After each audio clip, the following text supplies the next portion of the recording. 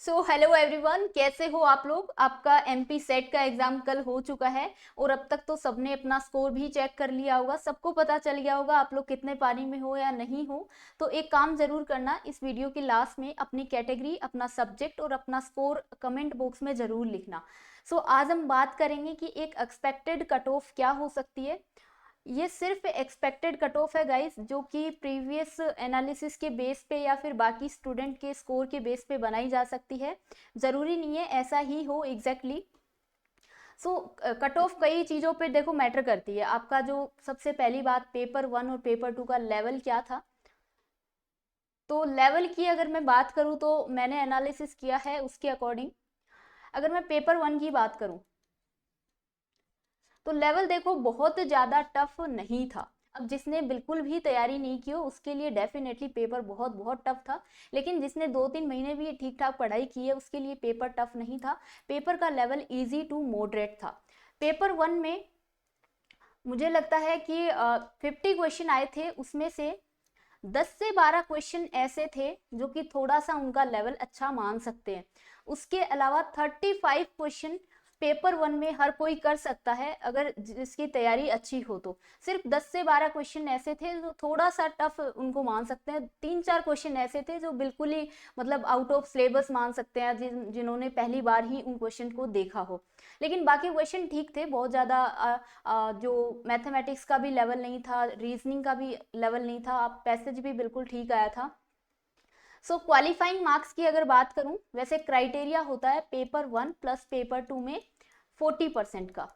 और 40% का मतलब होता है टोटल जो एग्जाम होता है 300 नंबर का होता है, तो 300 का 40% होता है 120 नंबर। मतलब अगर 120 से अगर आपके नंबर कम आ रहे हैं तो आप ऐसे मान के चलो आप रेस का हिस्सा ही नहीं हो। आपको 120 से ऊपर नंबर तो लाने ही हैं। लेकिन ये सिर्फ क्वालिफाइंग मार्क्स हैं। 120 नंबर से किसी का भी सेट एग्जाम क्लियर नहीं होता है। सेट के लिए आपको कट ऑफ क्लियर करनी पड़ेगी जो अच्छी खासी जाती है। देन बात करते हैं गुड मार्क्स क्या हो सकते हैं पेपर 1 एंड पेपर 2 में। सो देखो पेपर 1 की बात करें तो 50 क्वेश्चन आते हैं और पेपर 2 में 100 क्वेश्चन आते हैं, सबके अपने अपने सब्जेक्ट के अकॉर्डिंग। मेरे हिसाब से पेपर 1 50 में से अगर किसी के 30 से 35 क्वेश्चन अच्छे सही हो रहे हैं तो ये एक अच्छा स्कोर है। और 100 क्वेश्चन पेपर 2 में से अगर किसी के 60 से 65 क्वेश्चन सही हो रहे हैं तो ये भी अच्छा स्कोर है। और इतने आपके सही होने चाहिए पेपर के लेवल के अकॉर्डिंग। देन बात करते हैं टोटल सिलेक्शन कितने बच्चों का होगा। सो टोटल सिलेक्शन होगा 6%। टॉप 6% स्टूडेंट्स का क्या होगा, सिलेक्शन होगा। जितने भी लोग इस एग्जाम में अपीयर हुए हैं उनका 6%। देन बात करते हैं कि लास्ट ईयर की कट ऑफ क्या थी। इससे पहले एमपी सेट का एग्जाम 2018 में हुआ था, उसकी कट ऑफ क्या थी, उस बेसिस पे आइडिया लगाया जा सकता है कि इस बार कट ऑफ क्या रह सकती है।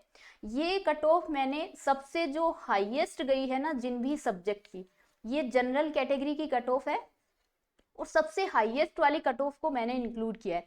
अब देखो ज्योग्राफी में 300 में से 210 नंबर कट ऑफ गई है 2018 में।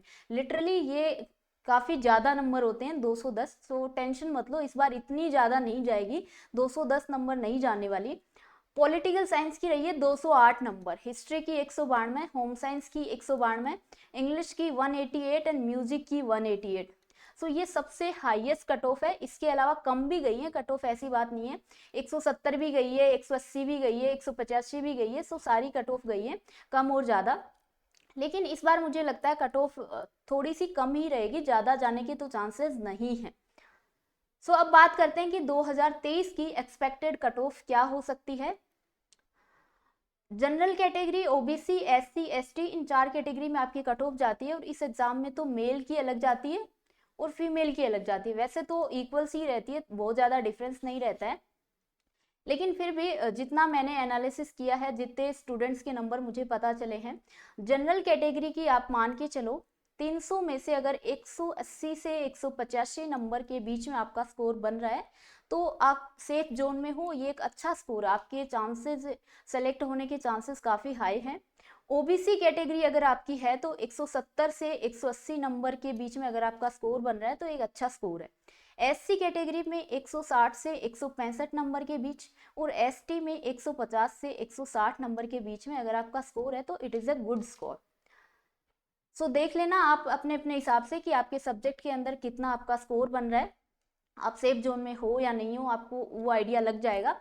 और मुझे बिल्कुल बताना अपने सब्जेक्ट के साथ और अपनी कैटेगरी के साथ कि आपका स्कोर कितना बन रहा है। So thank you everyone. इसके अलावा अगर आपको नेट या फिर JRF की प्रेपरेशन करनी हो तो आप मेरे चैनल को सब्सक्राइब कर सकते हो। मेरा टेलीग्राम ग्रुप है JRF वाइब्स नाम से, उसको आप ज्वाइन कर सकते हो, या फिर किसी को कोई भी और डाउट हो तो आप पूछ लेना, कोई दिक्कत नहीं है। So good luck everyone. मैं यही विश करूँगी कि जिसने भी दिल से हार्डवर्क की है उसका सिलेक्शन ज़रूर हो। Alright, thank you everyone.